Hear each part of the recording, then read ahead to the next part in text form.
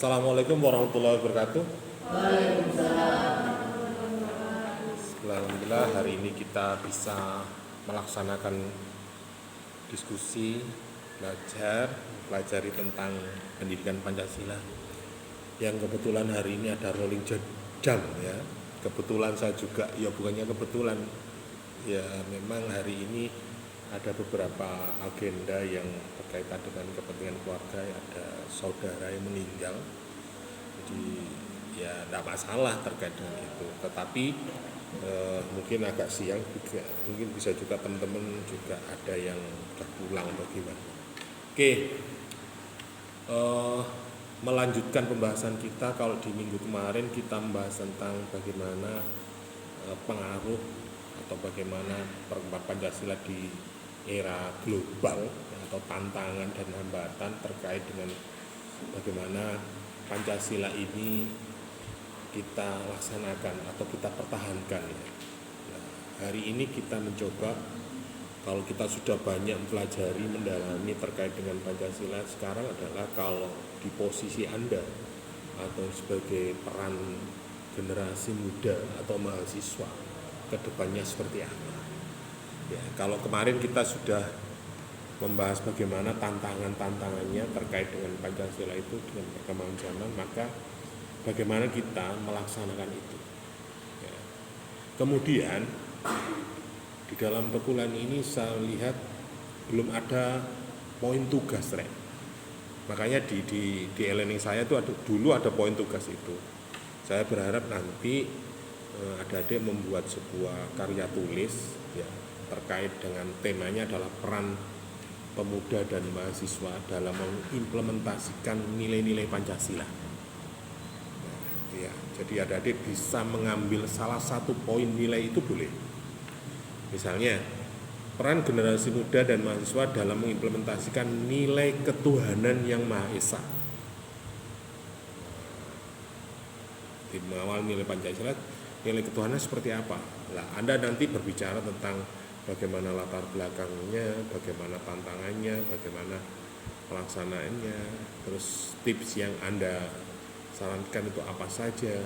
Kemudian misal kalau ngomong keagamaan, apa saja kira-kira yang harus kita laksanakan atau kita impikan sesuai dengan kondisi yang menurut Anda bisa dilakukan untuk melaksanakan Pancasila itu sendiri. Karena mau gak mau, karena adik-adik ini hidup di Indonesia ya, di mana bumi kanda pijak, disitulah langit yang ada. Tapi terkait dengan ideologi bangsa kita, entah sampai itu setuju gak setuju, ya ini nyatanya ya. Terkait gak setujunya karena apa, mungkin bisa juga menyesuaikan dengan kondisi situasi yang ada sekarang, atau bisa juga yang Anda ada. Mungkin yang terjadi kalau kita bicara sejarah perkembangan Pancasila, ya kita terus mengalami sebuah evolusi, terus menghadapi sebuah tantangan yang tidak mungkin kita hindari. Walaupun mungkin sekarang bisa juga era transisi. Ya, zaman pasti ada generasi tua, ada generasi muda. Ya, itu pasti akan ada. Inilah yang menjadikan pemikiran bagi kita untuk mengkaji itu. Ya. Dan yang terpenting adalah bukan di zaman saya, tetapi generasi yang nantinya menjadi penerus bangsa ini. Ya. Mungkin yang tua-tua dari guru saya, mungkin yang ngajar Pancasila, ngajar itu sudah meninggal, ya. Ada yang sudah meninggal. Dan mungkin zamannya sudah terlewati. Mereka punya pengalaman secara empiris masing-masing sesuai dengan ruang dan waktunya. Nah, tantangan ke depan, adik-adik yang nantinya menggantikan kami-kami yang sudah tua ini, kemudian menyampaikan pada generasi berikutnya apa yang Anda harus lakukan. Anda nggak mungkin mengikuti apa jadinya pemikiran hari ini untuk ke depan, beda. Zamannya sekarang pola pikirnya, bermainnya berkumpulnya, diskusinya, yang dibahas macam-macam. Oke, mungkin ada yang ayo nobar bareng atau mabar bareng. Tapi ketika bertemu, apakah Anda berdiskusi? Tidak. Yang diskusi adalah teknologinya. Nek sampean main game ya sing main game ya, Free Fire misalnya ya. Wah, ini sing diskusi itu, tapi bukan otak kita yang bermain. Padahal hidup kita yang melaksanakan, yang merasakan adalah badan kita, pikiran kita. Kalau pikiran kita dipengaruhi oleh teknologi yang menurut kapasitasnya tidak sesuai dengan kondisi fisik Anda, ruang waktu Anda, ya menjadi persoalan.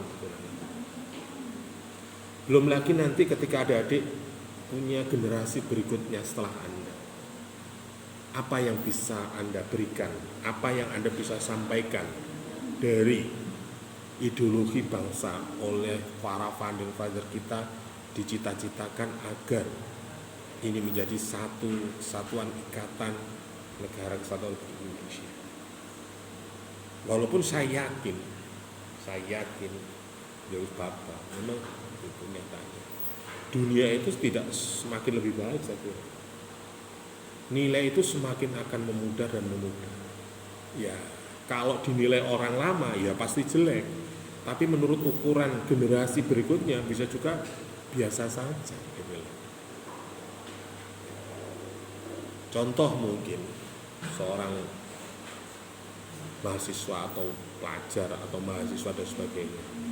Mahasiswa tahun 80-an, 90-an ketika ketemu dosennya di jalan misalnya, mungkin ucapkan salam, kemudian mungkin ada dialog.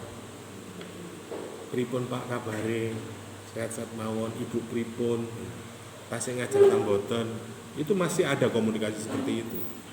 Tapi generasi tahun 90, 2000 ke atas, ya mungkin ketemu ya dadar ya, assalamualaikum iya, salaman mungkin, ya kadang iya kadang enggak, kadang mari salaman ya wes pelencing kan ono.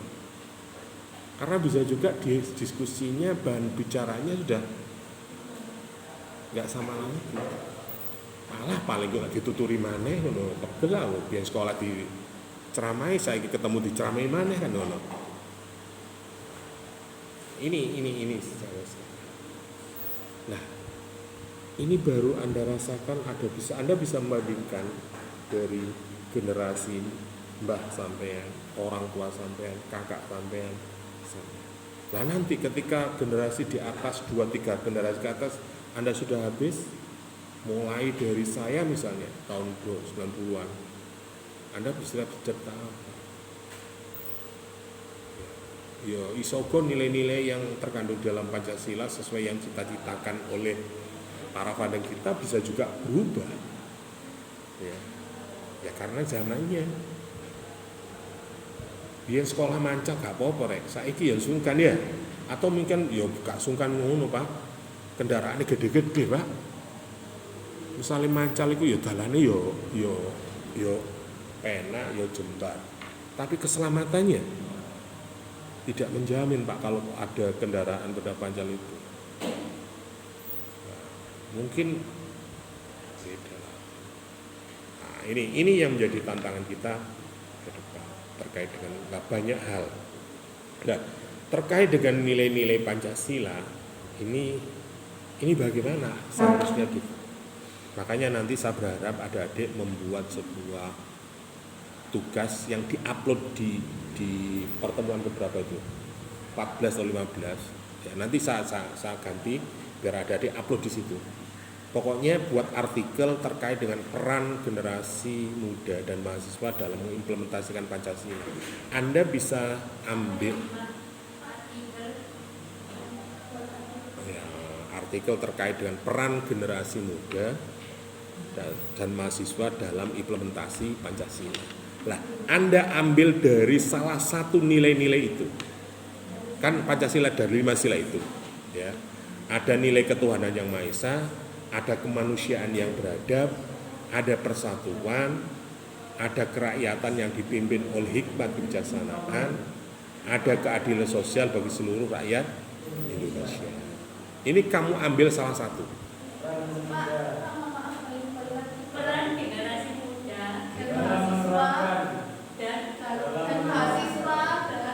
dalam mengimplementasikan nilai-nilai Pancasila. Terserah wis pokoknya iki kan tema rek. Perkara judul terserah sampean. Ya. Misalnya kiat-kiat dalam persatuan itu apa? Wis kalau ambil satu poin saja. Ya.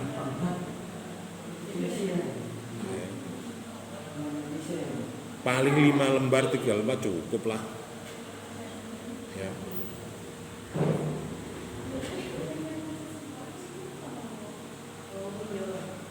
Ya, kalau kalian sampaikan hari ini adalah terkait, jadi ngomong peran generasi muda, dari nilai-nilai itu, nilai Pancasila itu adalah Ketuhanan Yang Maha Esa, artinya di sini mengakui, menghormati kepercayaan dan agama masing-masing individu.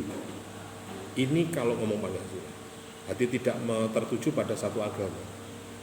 Jadi intinya adalah bagaimana kita menghormati ya, kepercayaan dan agama masing-masing sebagai individu atau sebagai warga negara. Kalau terkait dengan kemanusiaan yang adil dan beradab, berarti menghargai hak asasi dan perilaku ya, dengan cara beradab. Ngomong beradab.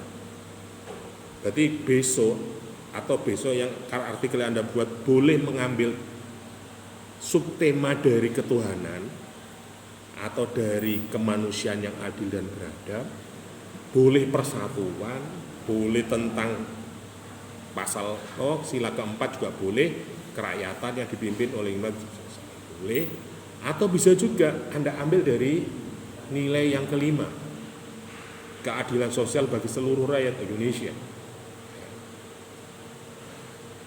Kalau persatuan berarti apa intinya?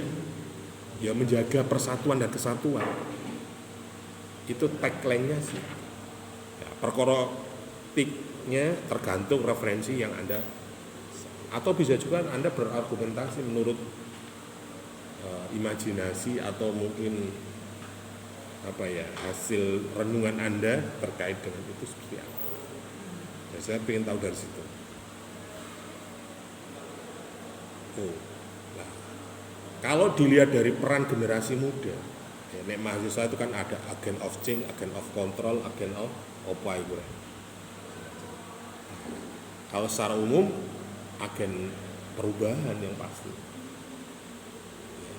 Bahwa generasi muda itu diharapkan sebagai agen perubahan, mereka memiliki potensi yang besar untuk membawa perubahan positif kepada masyarakat, sehingga inisiatif mengedepankan nilai-nilai Pancasila, misalnya mereka dalam memprakarsai kegiatan sosial ya, bertujuan untuk membantu masyarakat sekurang-kurangnya atau yang kurang beruntung untuk mengimplementasikan sila kelima misalnya.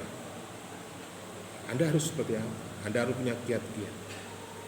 Nek sampean menim dan gak duwe kiat-kiat, gak duwe rumus, gak duwe resep, ya harus walau alam ya. Ya. Apalagi sing lanang, wah wis nek wedok iki sapa jare sing lanang ya? Iya. Jadi swarga donya nunut, swarga katut ngono lho nek iso ya. Tuh. Nek wedok itu malah paling tahu jawabnya adalah mungkin membimbing generasi anak. Tapi manajernya tetap rek. Kok salah didik ya diobong ya. Yang kedua, peran generasi muda itu paling tidak, apalagi ada dari mahasiswa, edukasi, sosialisasi. Masa awakmu gak iso jenenge mahasiswa gak bisa memberikan contoh. Anda ini dibekali, diperdengarkan, membaca dan sebagainya, yang mungkin barangkali kesempatan itu tidak dimiliki oleh keluarga sampean, lingkungan sampean, atau bisa juga desa kalian, sehingga Anda harus memberikan sebuah edukasi, atau bisa juga mensosialisasikan. Loh, gak ngono, jane ngono kan. Anda seperti itu. Orang bisa membaca, oh ini loh dari bacaan ini seperti ini. Anda bisa seperti itu. Artinya adik-adik juga bisa melakukan sebuah kegiatan atau bisa juga membuat sebuah komunitas atau bisa juga kelompok diskusi publik misalnya. Boleh. Seperti itu. Misalnya kalau Anda concern terhadap kegiatan sosial, Anda boleh membuat forum-forum diskusi kecil-kecilan sehingga itu menjadi sebuah kelompok, menjadikan sebuah gerakan sosial di masyarakat yang pada intinya dalam menumbuhkan nilai-nilai Pancasila itu. Gue dhisik urip iku sing gak ngurus itu. Pasti ini akan ada di dalam kehidupan Anda, di lingkungan Anda pasti terjadi. Tidak hanya ngomong dunia tok, ya akhirat barang ngono. Itu pasti. Jadi adik-adik di dalam edukasi itu bisa juga memberikan pemahaman, pengetahuan bagi kehidupan. Itu tadi barangkali ada, atau bisa juga mereka-mereka yang punya pengalaman hidup yang barangkali bisa diambil hikmahnya, diambil nilai-nilai positifnya yang bisa dikembangkan di dalam kehidupan sehari-hari. Kemudian yang ketiga, generasi muda itu paling tidak, apalagi ada di mahasiswa itu punya keteladanan dalam berperilaku. Mosoknya tambah gede, tambah pinter kok tambah murudian. Bahayanya memang seperti itu. Wong wis ngerti, wis paham, malah diakali. Gitu. Sama halnya orang yang paham hukum, maka dia akan tahu celah-celah hukum itu. Tapi dimanfaatkan untuk hal-hal yang negatif. Tetapi harapan saya, ketika adik-adik sudah memahami nilai-nilai Pancasila atau mengkaji tentang Pancasila, adik-adik bisa memberikan contoh, memberikan keteladanan bagi diri Anda, lingkungan Anda, keluarga Anda, bahkan pada bangsa dan negara. Ini harapannya. Bagaimana kita bekerja sama, bagaimana atas keberagaman yang ada, menunjukkan sikap-sikap toleransi yang paling menghargai dan di lingkungan kampus maupun di masyarakat. Misalnya terkait hari ini kan tahun-tahun politik ya, apalagi ke depan mungkin adik-adik akan apalagi di Kabupaten Mojokerto atau Kota Mojokerto datang pada pilkada.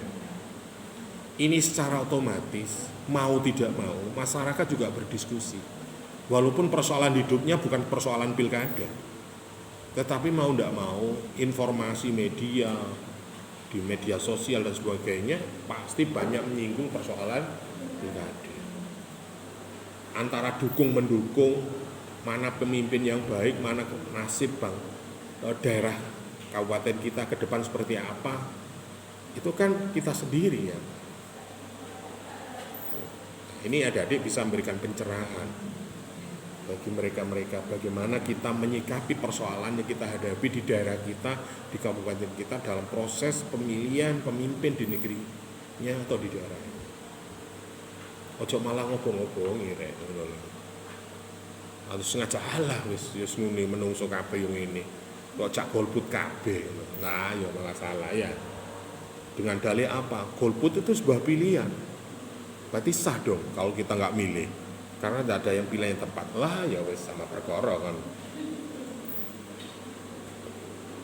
Kemudian generasi muda itu paling tidak punya jiwa inovasi dan kreativitas.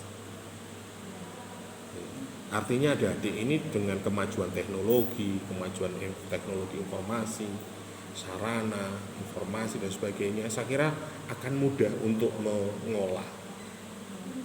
Menjadi sesuatu energi, menjadi suatu kekuatan, sehingga bisa membuat sebuah inovasi. Nek biyen mungkin Pancasila ya wis diapalno nah ya. Tapi saiki piye rek? Maka di era globalisasi, di era digital ini harapannya inovasi ini menjadi kunci. Jadi sing asale gak seneng itu dadi tertarik seperti apa.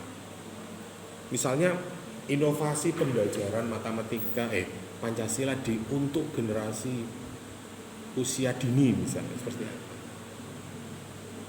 Untuk generasi tua seperti apa.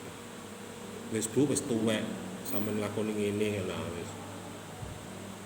syukuri ae atau bagaimana, sehingga aplikasi atau platform atau bisa juga Anda bisa mengembangkan diskusi, mendorong dialog antar agama, antar budaya, atau bisa juga antar kelompok yang saling mengenal. Jadi masyarakat menjadi masyarakat yang madani, masyarakat yang punya kesadaran tentang hidup, kesadaran tentang hukum, kesadaran tentang beragama. Nek iku urip nek diterus-terusno saingan kompetisi ya semakin ketat rek. Urip iku kebutuhan ya tambah akeh gitu loh ya. Mungkin tahun 90-an gak ono istilah paketan iku gak ono rek. Internetan iku ya nang ngene warnet. Sak jam 5.000, 10.000. Dulu nek nggawe warnet pulsa lho ya dilu bet-bet entek rek. Bisa saya browsing melalui nomor ponsel saya, tetapi pulsa ini cepet rek. Saiki kan khusus, ada paketan khusus untuk internet. Kalau zaman saya dulu ndak ada. Nek kepingin cepet rada murah ya ke warnet dulu. Nek zaman sampean saiki. Belum lagi nanti ada Starlink. Wow. Sama yopo itu. Kemudian yang kelima, generasi muda dan mahasiswa itu sangat mudah untuk terkait dengan partisipasi dan demokrasi. Sebagai pilar demokrasi, generasi muda dan mahasiswa ini harusnya aktif, gak pasif. Walaupun mungkin tadi ada guyonan bahwa alah cewek pak, perempuan pak wis melok sing lanang. Dunya nunut swarga katut ngono ya. Ya apa ning ngono. Ya gak ngono rek. Saiki peran gender ini sangat terbuka dan bisa semua orang bisa menghargai.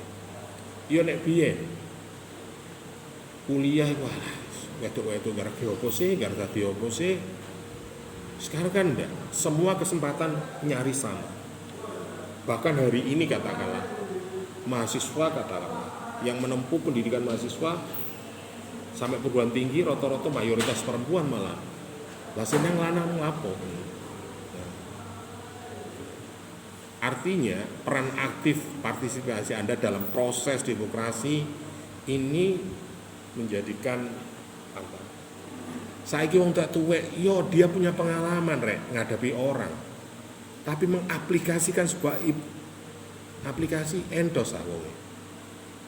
Ya. Yo, walaupun itu ilmu katon kena dipelajari, tapi kalau itu ada deadline waktu yang harus selesai, yo ya mulek rek. Ya, iki ya apa nduk balik none ya, mari buka-buka balik none gak iso. Atau ngono gorong di centang wis di save. Lho ya apa? Nah, tuwah kok terus. Jadi harapannya adik-adik tentang kehidupan berdemokrasi kita paling tidak adik-adik bisa mewarnai, mulai mosok bapakmu terus, mosok masmu terus. Nah, ngono rek. Lurah yo ganti, RT ini yo ganti, ya. Pejabatnya yo ganti. Walaupun ya kita nggak bisa sih melawan sentuhan, tetapi itu adalah mungkin pengalaman empiris yang pernah pemikirannya, pelaksanaannya sesuai dengan masanya. Nek zaman sampean, iki kena apa wis tak submit kok ijik kena tolak iki kurang yo apa kan ngono. Ya, jangankan yang muda, sing biasa dulinan ngene salah rek. Template Word, uploadnya harus PDF. Kok jadi ditolak padahal sesuai panduan. Nggak usah mencek maneh, formatnya apa, fontnya apa kan ngono. Lah iku sing gak teliti, gak nem kan gak telaten teko ngono rek. Dianggap nek semari diketik, dikopi, disimpan PDF, diupload sudah sah. Ternyata masih belum diterima oleh sistem aplikasi. Lah iki sing gelem mengkaji seperti ini siapa? Wong tuwek-tuwek wis gak wis, gel. Semua ribet ya. Biyen iki gentian rek awakmu.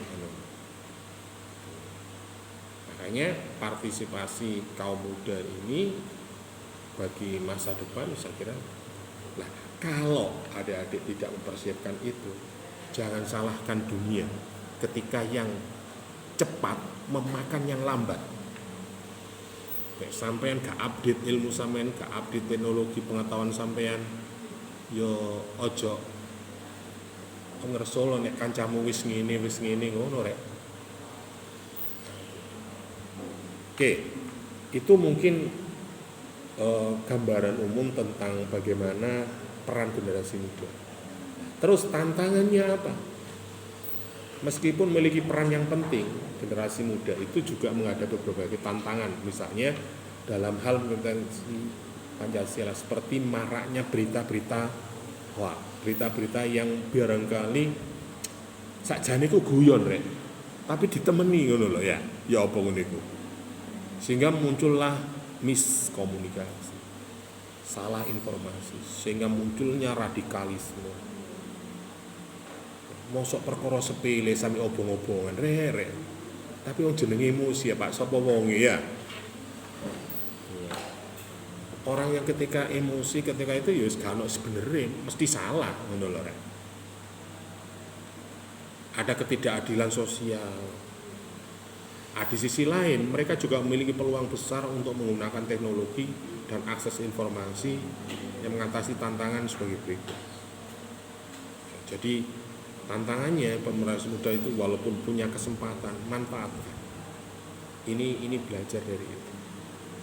Mumpung sampean cek nom, siji, sampean gurung diiwui ambek kepentingan urusan keluarga. Gak digubui karo anak bojo misalnya. Nah, kesempatan ini harus manfaatkan. Engko nek sampean wis ruwet urusan rumah tangga, wis gak kober mikir ngene iki. Nah. Kemudian yang terakhir yang menjadi harapan kita adalah bahwa generasi muda itu memiliki tanggung jawab yang besar mengimplementasikan Pancasila dengan memanfaatkan energi, kreativitas, semangat juang mereka. Generasi ini dapat memastikan bahwa nilai-nilai Pancasila tetap relevan di dalam kehidupan bangsa negara kita. Jadi menjadikan panduan kehidupan berbangsa dan bernegara. Melalui peran pemuda ini harapannya adik-adik bisa menciptakan sebuah perubahan. Paling tidak mempertahankan situasi harmonisasi kehidupan. Ojo ngarep tambah ruwet rek. Bisa sutat bareng kamu ya. Tapi menjadi edukator, menjadi teladan, menjadi inovator dan menjadi partisipatif aktif dalam demokrasi. Dan ini mengharapkan Indonesia menuju masa depan yang lebih baik, sehingga dan berlandaskan nilai-nilai Pancasila sebagai dasar ideologi berbangsa bernegara di negara kita. Anda mungkin menganggapnya sepele, tetapi bagi negara-negara lain mereka sangat iri dengan kehidupan bernegara kita. Kok iso ya wong beda suku, beda ras, beda kok iso urip rukun, bahkan berakulturasi, berasimilasi. Mungkin pola hidupnya, gaya hidupnya bisa juga berbeda-beda.